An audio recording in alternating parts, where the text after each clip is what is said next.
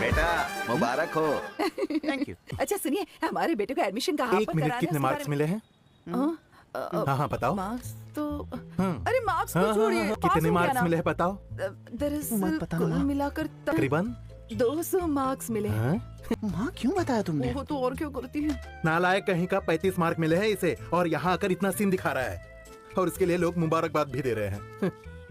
सरो बहुत हो गई इसकी पढ़ाई लिखाई, अब आगे से पढ़ने की जरूरत नहीं है। ऊपर वाले की मेहरबानी जो इस बार ये पास हो गया।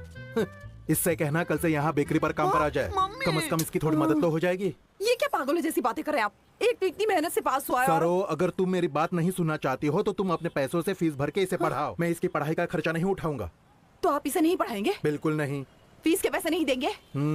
तो चल हम देख लेंगे। भले ही आप इसकी पढ़ाई की जिम्मेदारी ना उठाओ, पर मैं अपने बेटे को पढ़ा कर रहूंगी। चल देखते हैं। इस दुकान का जूस भी मत पीना।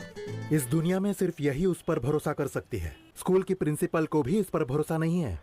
नहीं है मैडम, आपके नालायक बेटे के लिए यहाँ कोई जगह नहीं है। ये क्या कह रही हैं आप मैडम? सबसे पहले मेरे बेटे का यहाँ दाखिला हुआ था, जानती है तब आपने क्या कहा था? याद है ना? आपका बेटा कोई मामूली इंसान नहीं है, साक्षात ईश्वर का अवतार है। सच अ ब्लेसिंग। जिस तरह आपके लिए एक बहुत बड़ा धन है, वो हमारे लिए भी वैसा ही है। नहीं मैडम, उस दिन बस एडमिशन के लिए ऐसा कह दिया होगा, आई एम सॉरी, लेकिन आपके बेटे का एडमिशन यहाँ नहीं हो सकता। अरे तुम अपना काम हाँ, पर करो ना। मैडम इसे गर्दन पर लगाना होता है या हाथों पर? मैडम शादी के कई सालों तक हमारा बच्चा नहीं हुआ मैडम। कितने मंदिरों में जाकर मन्नतें मांगी, 5 सालों तक- मैडम 5 सालों से आप मुझे यही सुना रही हैं। मैडम चाहे आज कोई भी दुखड़ा आप सुना लो, आपके बेटे को यहाँ एडमिशन नहीं मिलेगा।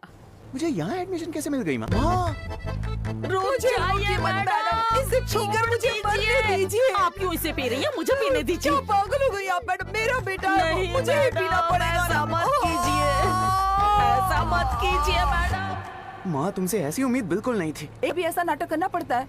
तुझे पता नहीं है तेरे पापा को कैसे मेंटेन करती हूँ। हमेशा एक बोतल मेरे पास रहती है। अच्छा सुन प्रवीण, मुझे एक बात समझ में नहीं आई। तुझे एडमिशन देने में परेशानी क्या है इन्हें? माँ मेरी कोई गलती नहीं है, सब मिलकर मुझे कॉर्नर करना चाहते हैं। जब तेरी कोई गलती नहीं है तो तुझे क्यों कॉर्नर करना चाहेंगे वो? माँ मैं बता रहा हूँ ना, वो मुझे कॉर्नर कर रहे हैं। ऐसे ही बोलते रहोगी मैं घर छोड़कर चला अभी जाऊंगा। जा। 35 मार्क मिले और आवाज इतनी ऊंची, हाँ? कुछ समझ में नहीं आ रहा है मुझे। हे, यहाँ देखो, ये लो पकड़ो।